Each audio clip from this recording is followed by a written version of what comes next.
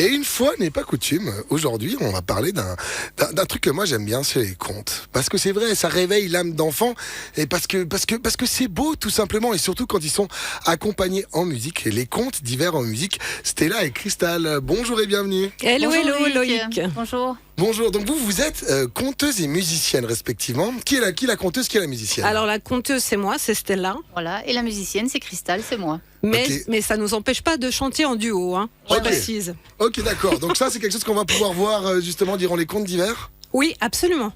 Donc les contes d'hiver, c'est mardi 18 février prochain. Oui. À 17h. À Lézin, c'est où exactement? À la salle du Nord. Pour les Lesnous, c'est une salle mythique, cette salle du Nord, qui a accueilli à la grande époque les galas Carcenti, entre autres. Oh, oh, oh, oh. Donc, on joue dans un endroit parfait. Oui. Puis, qu'est-ce qu'on va pouvoir écouter comme genre de conte?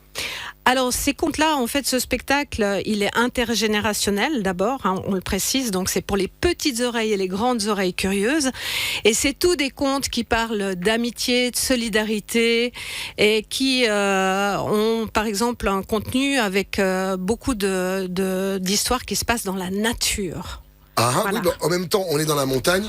Ça colle de parler de nature dans notre Oui, région. absolument. Par exemple, on a un petit garçon qui, pour que sa sœur aînée guérisse, car elle tousse beaucoup, eh bien, ce petit garçon-là, courageux, va chercher l'ours qui a volé le soleil.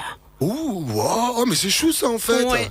Donc on est un petit peu dans des contes, j'allais dire alpestres, pour le dire d'une certaine manière. Oui, mais pas que.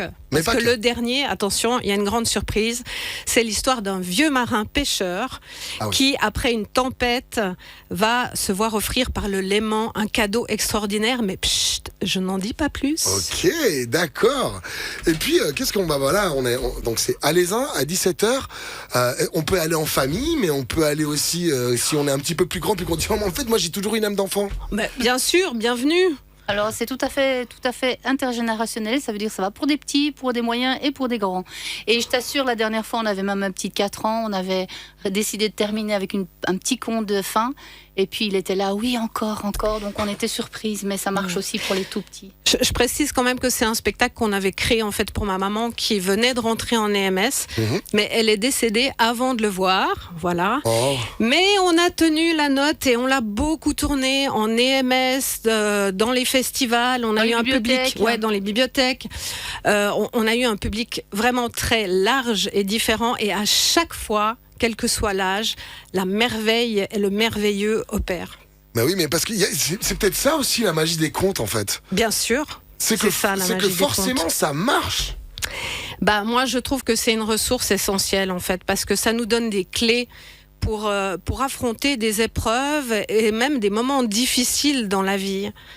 Voilà. Mais oui, parce que voilà, finalement, ce sont dans les contes, c'est un petit peu comme, j'allais faire le simile avec les mythologies grecques et tout ça. Bien sûr. On est dans des archétypes, dans des personnages qui peuvent correspondre Oui. finalement à ce que nous sommes. Oui, et très souvent, il y a un héros, une héroïne qui, à la base, a tout perdu ou est en grande difficulté. Mais il y a toujours une aide providentielle sur le chemin qui se présente, que ce soit un animal, un autre être humain, enfin un fruit, une plante, un arbre.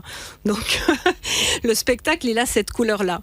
Et puis, je crois savoir que vous avez préparé un petit teasing pour qu'on puisse faire avec un instrument de musique. Quel est cet instrument de musique? Et si on laissait deviner aux spectateurs, aux spectateurs, aux auditeurs, auditeurs. mais Je vais faire un tout petit extrait, puis on verra voilà, si... on vous fait le teaser de ce conte-là, d'accord? Ça marche.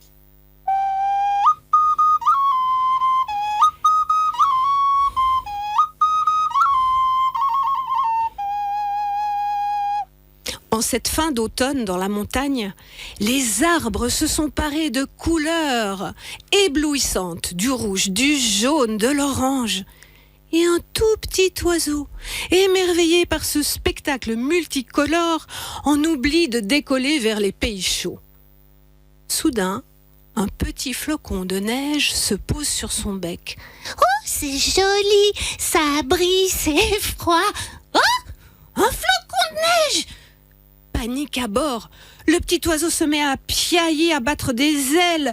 Il se met à courir, s'en mêle les pattes, pique du bec et... Aïe, aïe, aïe, aïe, aïe, je crois bien que je me suis cassé une aile, mais qu'est-ce que je vais faire? Je vais devoir passer tout l'hiver dans cette montagne. Si vous voulez savoir la suite, rejoignez-nous le 18 février à la salle du Nord à 17h. Allez-y.